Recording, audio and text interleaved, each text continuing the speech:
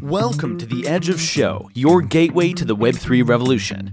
We explore the cutting edge of blockchain, cryptocurrency, NFTs, ordinals, DeFi, gaming, and entertainment, plus how AI is reshaping our digital future.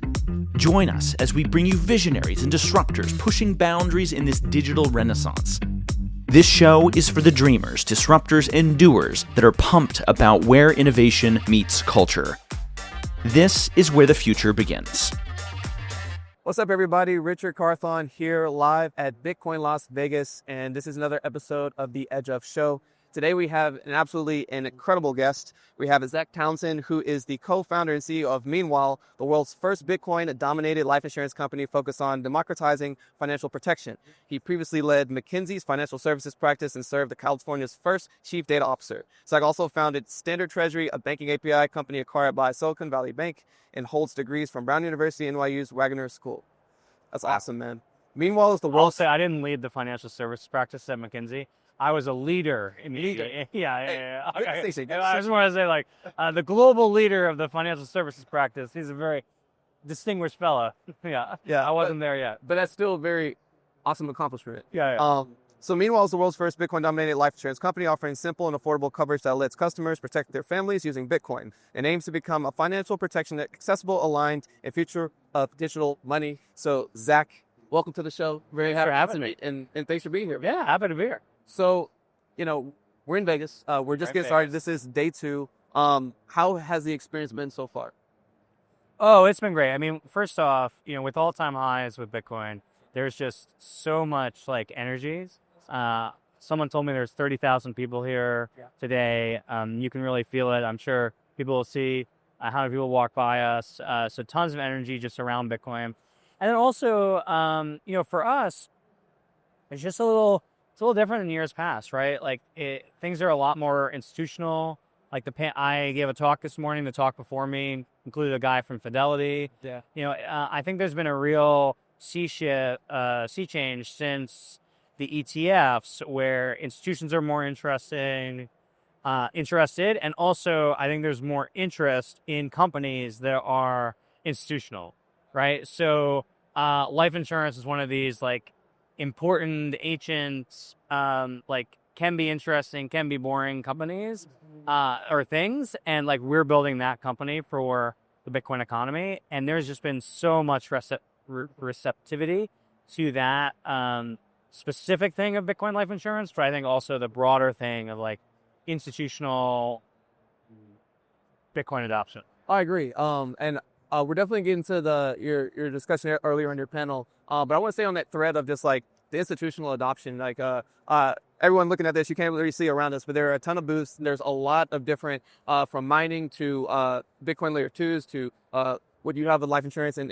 it's just really awesome to see how the maturity that is coming into the market and the reception of it. But going back to you being from McKinsey, now going into life insurance and Bitcoin, you like being at the thread of innovation.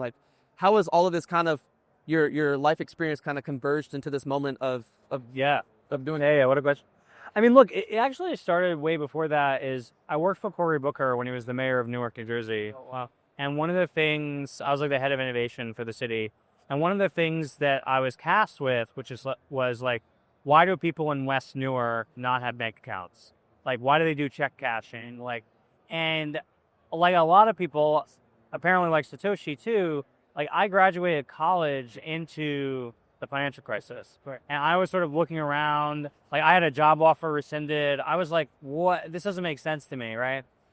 So when I first really engaged with Bitcoin in 2015, it wasn't necessarily at that time felt like my life's work, but it felt like something new and different. This idea of a store of value that's sort of global, it's decentralized, it's outside the control of any government. And that thread culminated in when we decided to found this company. We're okay, wow, we believe in the idea of a Bitcoin economy and the opportunity for that to be the way we reach people globally. And my co-founder and I are just motivated by, everyone says it and a lot of people aren't genuine, but our our vision is to like start with big Bitcoin holders and this systematically go down market. Yeah. Like our dream is like, if you live in Argentina, you don't buy life insurance. You don't save for your kids because you are going to live longer than the Argentinian peso, right? So this idea of a store of value that sort of like isn't debasable, by a government, I think that's so powerful. And it goes all the way back again to like the financial crisis, like me graduating college and like working with Corey. And then, Standard Treasury, I was trying to build financial infrastructure, like working at McKinsey for me was, I recently wrote an article about how I was like trying to learn about the enemy. And it was just like a great experience of being inside big financial institutions and like understanding what they're good at, what they're bad at, like where the cracks in the system are. And all of that, you're right, like comes together and informs Meanwhile. I think it's a really awesome like origin story of like how you got here. It's similar to myself, and like I originally got into once I was working in the field, I was at Merrill Lynch doing wealth management, and I was learning about all these different financial tools that are put in place to help the wealthy continue to stay wealthy and get wealthier. But your everyday person still needs to have access to it. And when I learned about crypto, it became a great equalizer to me. And so like that's how I kind of like got into this and like got pretty passionate about it. And it sounds like how all of your experiences got you passionate to create Meanwhile. So now we're here with Meanwhile. So what is Meanwhile, and what are you aiming to do with it? Yeah. I mean, actually, at its heart, life insurance companies are really about long-term savings. They do solve this problem of like what happens to your loved ones if you die before you're supposed to. Like that's life insurance, and like what happens to your loved ones if you live longer than you're supposed to. That's like what an annuity is supposed to solve. Right. But fundamentally, it's about that long-range savings, like whether for yourself, whether for your kids, whether for like whoever you care about. So like the ultimate aim is like along those lines, right? Like right now, our minimum policy size, and I can talk all about it, is 1 Bitcoin, but like we want to do half of Bitcoin, we want to do a tenth of Bitcoin, we want to like get into denominating things in Satoshis, and sort of move down market and helping people save in this store of value that we think is going to persist decade over decade, right? If you bought a life, like my son's 7 years old, so he was born in 2018, and if you bought a life insurance policy in dollars in 2018, you've seen like 25% of the purchasing power of that policy disappear, right? Yeah. And imagine if you had bought a life insurance policy or a long-term savings product in Bitcoin in 2018. 5x. Yeah, particularly one that is actually like somewhat hard to sell, right? Like we try to push people into thinking like, oh, am I serious about hodling? Like hodling and life insurance are like the same thing. It really is like intergenerational wealth. Life insurance, you're playing the long game. You're playing the long game. You're playing the long game, right? So what Meanwhile is we have a company in Bermuda. I like to point out Bermuda, not the Bahamas, okay? Yeah. So like not where FTX is. Bermuda, it's like where, the buildings in Hamilton, Bermuda are like Chubb and Munich Re and Swiss Re and, Athene, like big insurance companies based in Bermuda. And what they allowed us to do is start a fully like normal life insurance company. It's just that instead of being in euros or yen or Swiss francs or dollars, it's in Bitcoin. Yeah. So people pay premiums in Bitcoin. We pay claims in Bitcoin. And then all the like mechanics of the insurance company, like reserves, actuarial math, investments, audited financials, are all entirely in Bitcoin. Wow. So for us, truly 1 Bitcoin is 1 Bitcoin. And the reason we did it that way is so that like over the course of running this company, Bitcoin has been like, it was at 35, and then it went to 15, and then it went to 75, and then it went back to 30, and then it went to 110, and then like, so, but the core mechanics of the insurance company have been the same those entire time, right? Because our assets and our liabilities are entirely matched in Bitcoin. And then our first product is like a dead simple, like from the 1830s, a whole life policy. So let's stay there for a second, right? So first of all, coming together and deciding like, okay, I'm going to create life insurance. and then I'm going to denominate it in Bitcoin, which you're the first, if I'm not mistaken. Like First only. First and only. Best first. Which you brought up a really interesting story. I personally recently got life insurance for my family, and you did not get it from the right company. I did not. Like, if I knew this was an option, I probably would have been exploring this option. But you bring an interesting point of I actually got into. Do you have kids or? Not yet, but coming. Do you have a wife? Yeah. Do you want your wife to get $1 million or 10 Bitcoin? Right. And you die. Right. Like when you put it that way, it's like so obvious, Yeah. right? Yeah. That's before we even talk about the tax estate God. planning tools, right? But just like fundamentally, like you're gonna die in 40 years or something. Like $1 million or 10 Bitcoin. Right. Like, so I want to go into it. So like one of the first things that you're offering is whole life insurance. So there's two pieces to this. One, for some of our audience, they've heard of life insurance. Maybe they are thinking about like, oh, well, should I look into this thing? First, just break down what is whole life insurance, and then how is Meanwhile doing it differently. yeah.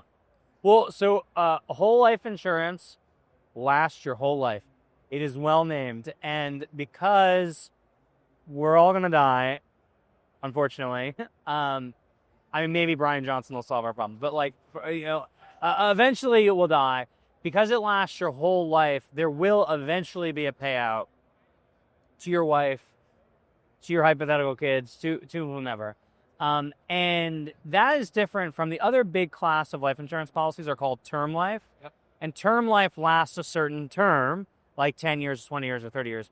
And term life is actually like quite, I think, interesting and important. But it's really a protection product. It really is like, I die tragically before I'm supposed to in the next 10 years, which is like very statistically unlikely, but could happen. And then, my wife gets a huge payout relative to the amount I've paid.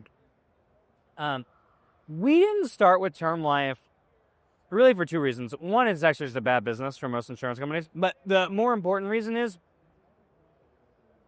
the typical policyholder in term life, you put value, you pay, and then you get something, but that something is that if I had died, I would have gotten paid. So most people, they pay, and then they can feel like they didn't get anything. They got protections, but they didn't get any payout. Yeah. That's the most likely outcome. And we just felt like, okay, in Bitcoin and crypto, there's a really bad history of like you pay someone and they don't pay you back, right? So it just didn't feel right to us. So we really wanted to start with something that like was a savings product. Again, the hodling, like the culture of hodling, holding Bitcoin for your lifetime really matches up with life insurance. So that's whole life. I think that's a really good way of explaining it, and it was also a very similar way explained to me.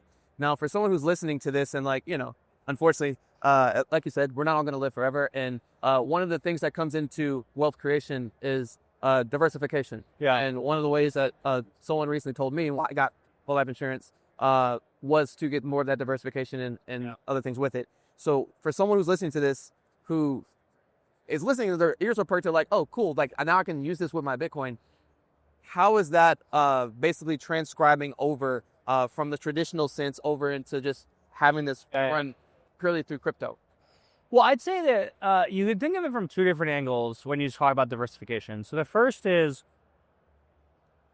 someone who's like all in on Bitcoin already, and a lot of their net worth's in Bitcoin. They're like rich because of Bitcoin.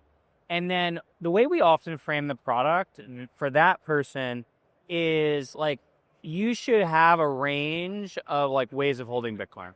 So maybe you have some at Unchained or Casa, which is a multi-sig solution. Like maybe you have some that you're self-custodying on a Ledger wallet buried in your backyard. Maybe you have some in the ETF or whatever. And then like we're another tool in that toolkit that compounds, goes to your kids tax-free. You can borrow against it, which we can talk about, tax-free. So it's like a diversification of the way that you're holding and accessing Bitcoin.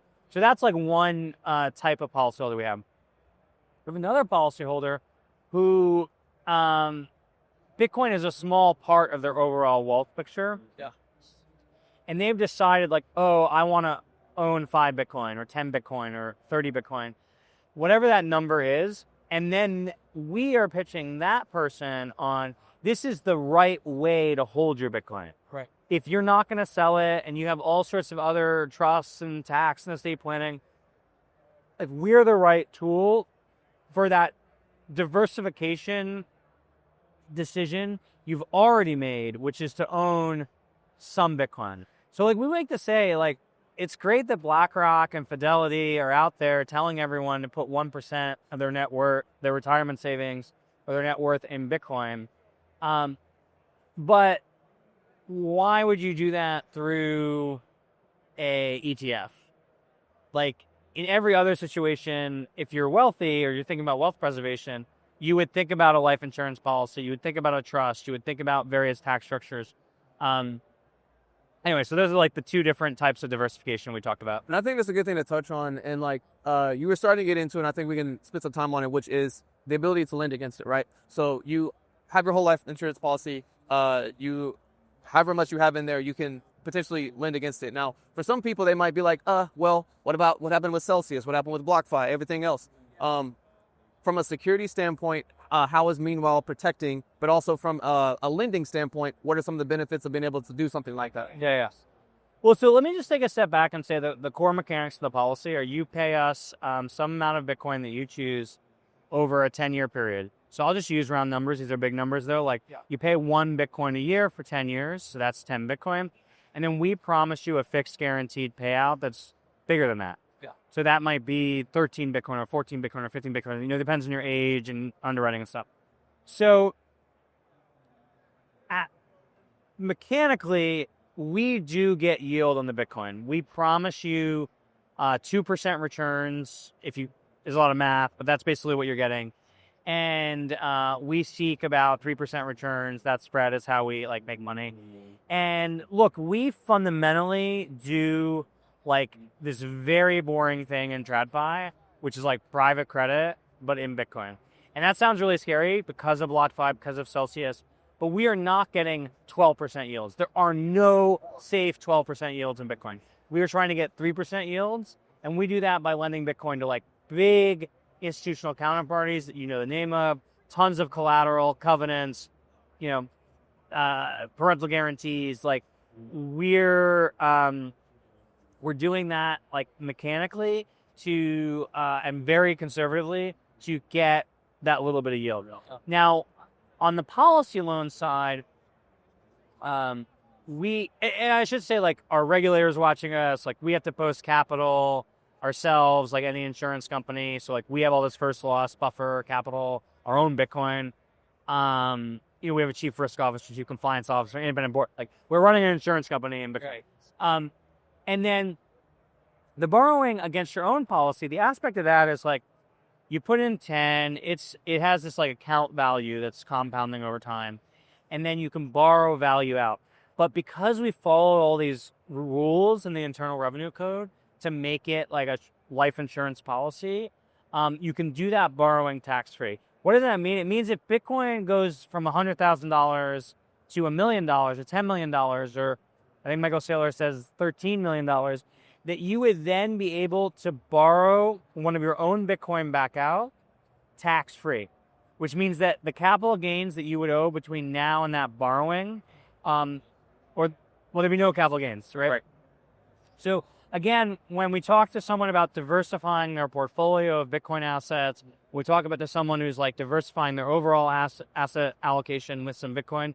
This is very attractive to access value even in your own lifetime. So it's not just about saving for your wife or my kids. It is about also having the right tool for tax-free liquidity.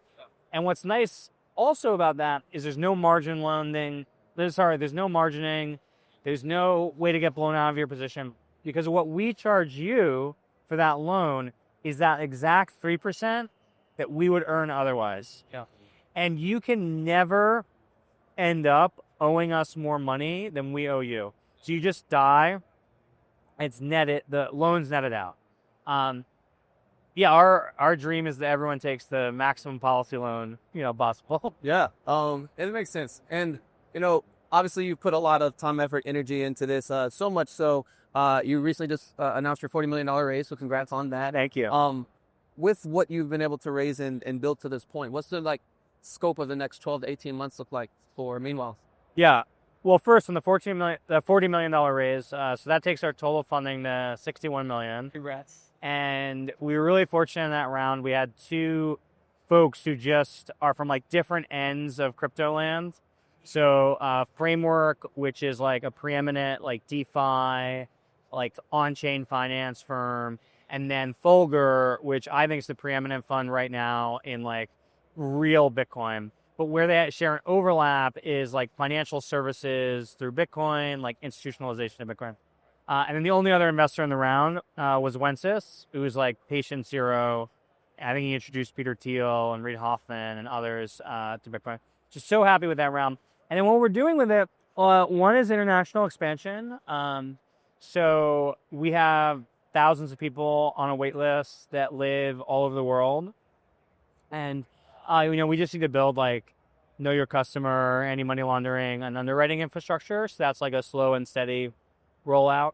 And the second thing that we're working on that's super exciting, we're not ready to launch yet, is an annuity in Bitcoin. Wow. So same thing, be Bitcoin in, Bitcoin out. So you put Bitcoin in, and then it could be compounding tax-free. You can make withdrawals into a certain age tax-free. And we would offer a crediting rate, entirely in Bitcoin. And that's really amazing. I think going to be amazing for our American users. But also some of the annuity-like structures globally are super tax advantaged. So we are just really excited about being able to bring again that idea of long-term savings in all the product types that big incumbent insurers can offer. Just we'll release one product a year. Yeah, that's awesome. I mean, again, I don't know that there's a Bitcoin annuity. Yeah. You're really bringing all the financial tools over in the crypto, in Bitcoin specifically. And I think there's going to be a lot of appetite for people who are from TradFi that are coming over, and who most people, that introduction is Bitcoin. There's a lot of alignment with that. So the vision of it makes it. Well, let's talk about the vision, right? So as you're looking out into the next 5-10 years, and you're thinking about world's largest life insurer. Right. That's where you're headed. That first line in the memo. Okay. For the Series A. That's awesome. Yeah, look, we think that again, if you're in America, you've seen this depreciation. But if you're in Argentina, Nigeria, India, Turkey, you've seen even much higher inflation. We believe that there are hundreds of millions, billions of people around the world who, want to save for their children, want to protect their loved ones, want to plan for their retirement. And we think the absolute best tool to do that, maybe not day to day, but decade to decade, is going to be Bitcoin. And we think we're building the defining institution of the Bitcoin economy, and then we are riding a wave of the Bitcoin economy taking over the world.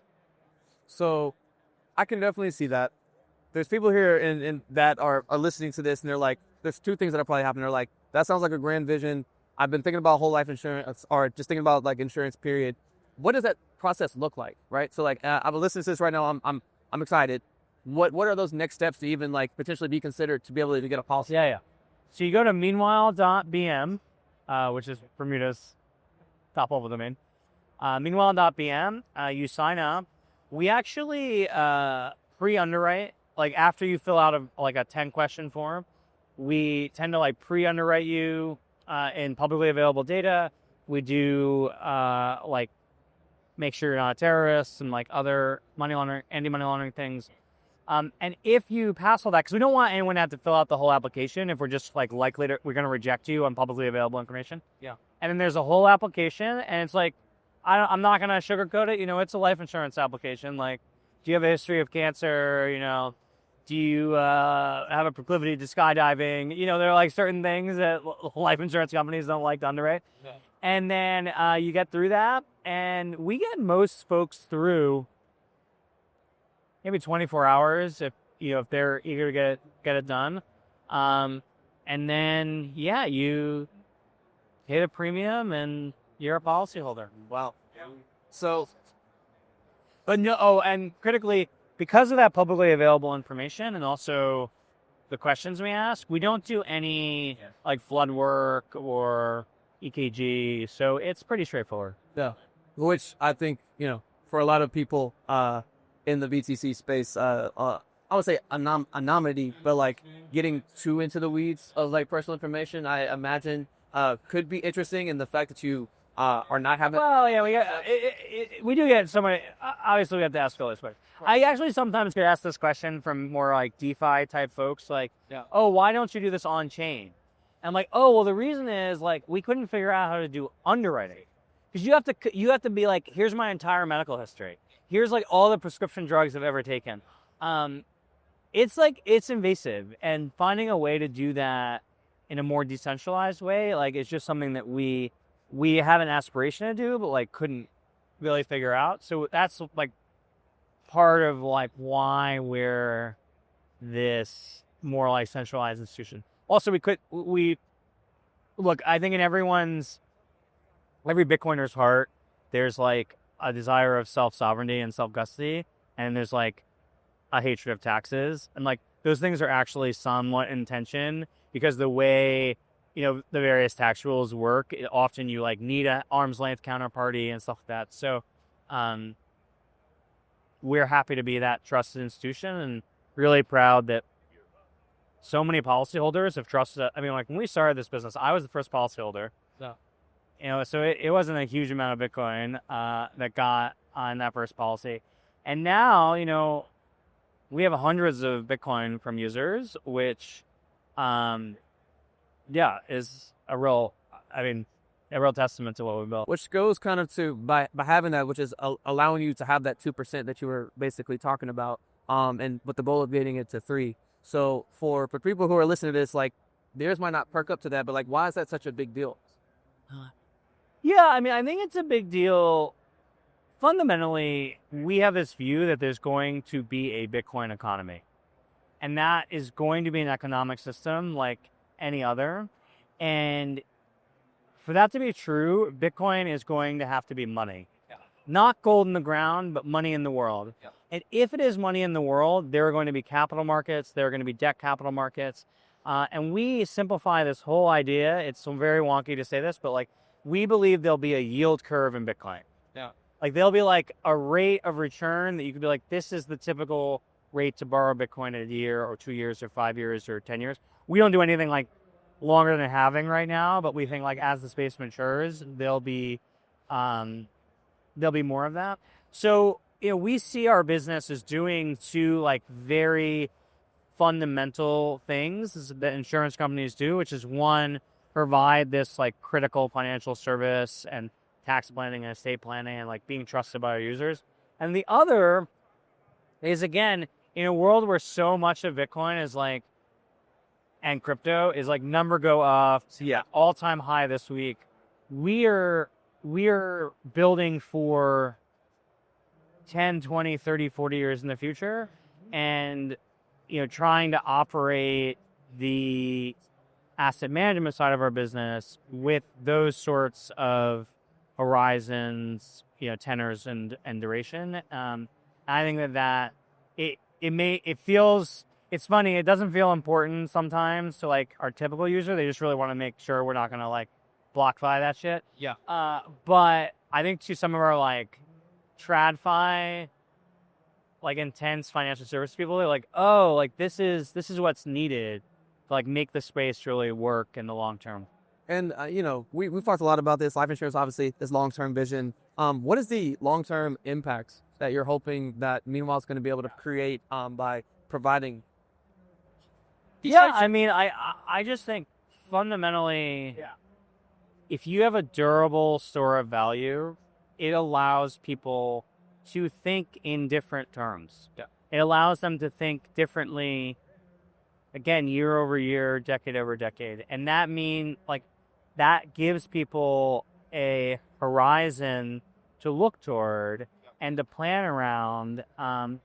Whereas actually, I think we all implicitly walk around with this assumption that the value of our currency is going to be debased 2% a year. And I don't even think you have to get into like deep monetary theory to think like, oh, that's sort of weird to have that relationship to long-term value. Yeah.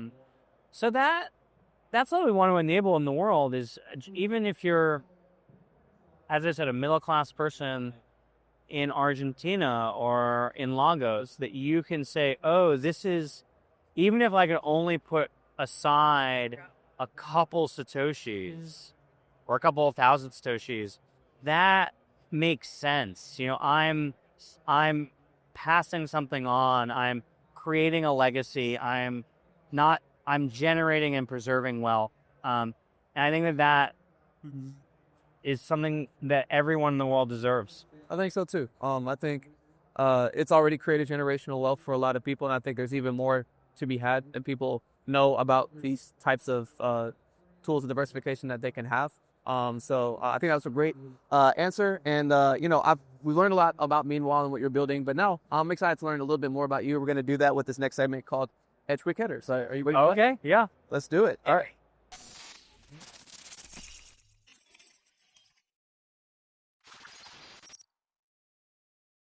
So Edge Quick Hitters are a fun and quick way to get to know you a little better. There are 10 questions, and we're looking for just a short, single or few word response, but feel free to expand if you get the urge. Ready to go? Okay. All right. What's the first thing you remember purchasing in your life? Wow, I have a Magic the Gathering card. Age 6, probably. Great. And on the other side of it, what would you say is the first thing you remember selling? Oh man, I don't know. I probably, I literally probably like lemonade. It's funny. My son has this like whole production with his friends where he's gotten a bunch of them to like make art things in recess. Yeah. And then they sell them to other folks. And he has done this completely unprompted. I don't have a story about that like that though. I don't know. Yeah, we'll go eliminate. That's a good one. But also your son hustling already. Yeah, I know. I'm like, he's. That's awesome. That one's a little scary. Yeah. What is the most recent thing you purchased? Breakfast. Good answer. We're here in Vegas. Makes sense. What is the most recent thing you've sold? Yeah, Bitcoin life insurance policy. Yeah, good one. What would you consider your most prized possession? Outside of your family, of course. Outside my family.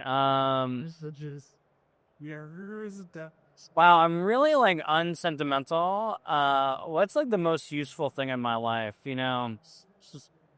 I cook dinner for the family almost every night. So like what really came to mind was like good cast iron pan, I have a nice like knife, I don't know. What's the go-to meal? So if you're coming over and you're trying to really like show like, oh yeah, this is it. Oh, I don't know. That's because I'm cooking mostly for a 3 and a 7-year-old, so there's a lot of. I'll tell you though. So I lost like 100 pounds in 2014. My go-to meal then, because I did keto. Yeah. Was just like pork chop and broccoli. It's simple, but like done right, like so delicious. If you could buy anything in the world, digital, physical, service experience, that is currently for sale and money wasn't an issue, what would it be?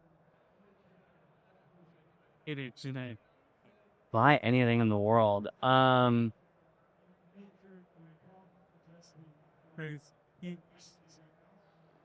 know. The first thing that came to my mind is such a pretentious and standard answer, which is I have flown private once, particularly with kids, and I'm like, I understand. Just walking onto the plane and it goes. So maybe that, but that's such like a standard, like, oh, I have money answer. I don't know. We haven't heard that one too much, so like that's. But I get it, bro. Like, yeah, man. But it really does sound pretentious, like, oh, I'd fly private. I don't know. you mark off family in some of these answers, and we just bought like a slightly bigger house, and it's nothing all that fancy, absurdly expensive because we live in the Bay Area, but that sense of home, I think, is really important. I grew up quite working class. My dad was a postman, my mother was a waitress. I moved around a bunch, so I think I'm really coming to appreciate a sense of like family stability. Yeah. And I'd underappreciated how a physical place could make that. But like my wife and I have talked about like, oh, if we had an infinite number of dollars, maybe we get a slightly bigger house. But I don't need a Like massive. yeah like estates and grounds and I guess both answers are good and completely understand both of them. What's your answer to that question? Mine's different. Mine would be more on the experience side. Me and my wife really want to travel the world, so like I would like literally probably like. Wouldn't you love to travel the world in a private jet? That's his experience. Is that an option? Yes. 100%. I should say though, you're right. My wife and I, we don't trade gifts. We trade experiences. Trade's the wrong one. We gift each other experiences, not physical gifts. And it's something that we like started very early in our relationship. Trips, or actually our anniversary was earlier this week, and we actually just went on a really long walk together. Man, that's awesome. Yeah. I think it goes further. You get to like enjoy it more, and like it feels more impactful. So I'm with you on that. We actually bought our kids for Christmas. We gave kids their Christmas present this year was Disneyland, which was like a two-for because like we were gonna have to take them to Disneyland anyway. But then we, great gift. Kids gonna remember that forever. Love it. Yeah. If you could pass on one of your personality traits to the next generation, what would it be? The one I think a lot about is, again,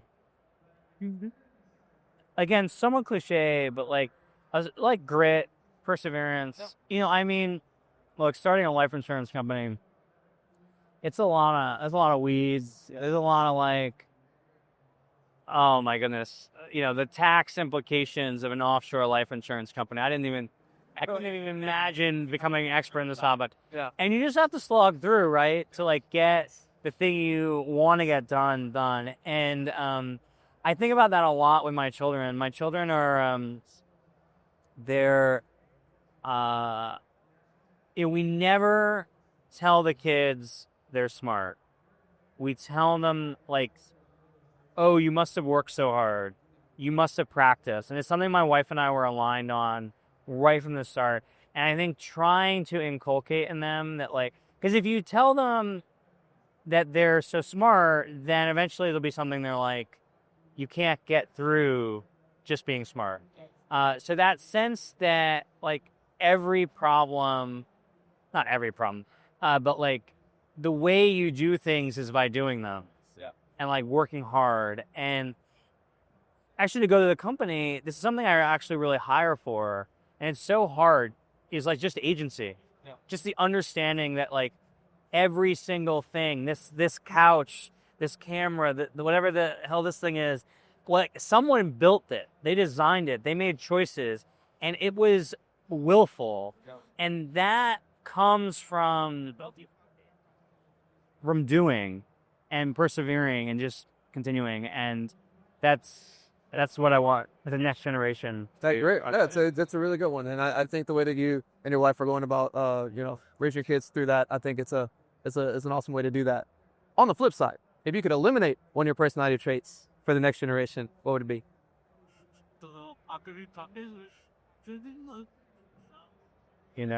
Gluttony. We've done this show a lot. That is the first time If they could only eat half the chocolate cake, they'd probably be better off. Gotcha. Oh man, that's hilarious. I'm just gonna leave that with there. What did you do right before joining us for this podcast? I taped another podcast, but one that was not as good. All right, well, I'm glad you're enjoying this one for sure. And what are you going to be doing after this podcast? You know what? I've got no idea. There's a bunch of happy hours and parties and stuff, but when we're done with this show, I will get on my phone and it will tell me what is next in my day. Nice, man. Well, we always like to wrap up with a nice bonus. And, you know, obviously family is a big thing for you. For someone who is thinking about like next steps, whether that's like getting their wife or starting a family, whatever it is, like what was one of the biggest lessons that you've learned through it all?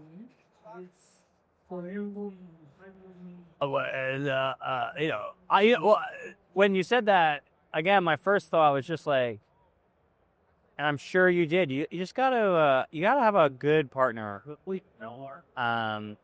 Actually, I'd say both in companies. So, like a good partner is critical, but then also like a life partner. And I think in probably either instance, people aren't as deliberate as they should be. I'll tell you a fun fact that I think is not broadly known, which is my co-founder and my wife are born on the same day. Wow. Not the same birthday, same year, which is a little creepy. So I guess I'm like really, whatever was about the stars that day was the right partners for me. Yeah.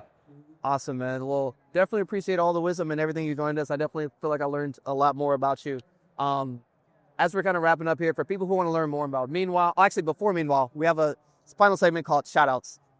Obviously, there's a lot going on to make Meanwhile happen. And there's a lot of people that necessarily like get their flowers or get shout out for all the things that they've done. So this is your moment to shout out whomever you'd like for. Oh, well, number one on the list, my wife, Jessica. Could not do the company without her. Literally watching the kids while I'm here, but also like nights, weekends. And then, I mean, look, everyone in the company is super valuable and important. Max, she's my co-founder. And also, I think we didn't know we needed this person, but our head of insurance, his name's Jim Cristallo, he joined. He's the longest tenured employee, great guy, like 21, 22 years in New York Life, led the individual life insurance business, like had a midlife crisis, as I put it. I'm not sure he'd characterize it that way. Decided to work in crypto or decided to work in Bitcoin and join our company. And Meanwhile, like wouldn't be possible without him. And then, look, we have so many investors, people with like varying degrees of support. So I'll go with my wife, Jessica, Max, my co-founder, Jim, really everyone who works in the company, all the investors, man. And then, there's a whole series of mentors, supporters, way too many to name, but, Yeah, well, that's been your shout out. So thank you for doing that. As we wrap, for people who want to learn more about Meanwhile or potentially be able to connect with you, what are ways that they can do that? Yeah, so Meanwhile lives at meanwhile.pm. If you can't remember that, meanwhile.com does redirect. And I'm Z Townsend on Twitter. And if you sign up on the website, literally a literal human being reaches out to every single person who signs up on the website, whether that's me or my colleague Danny or another colleague Jason. We offer to get on the phone with every single person. It's such a big decision to send Bitcoin to anyone else in the world. We take that trust, and that responsibility quite seriously. So we are happy and willing to talk to people as much as it takes. So those are the ways. Meanwhile.pm. We really appreciate it, Zach. So thank you so much. Thank you. For time with us, man. Great. I'm sure. Take care, man.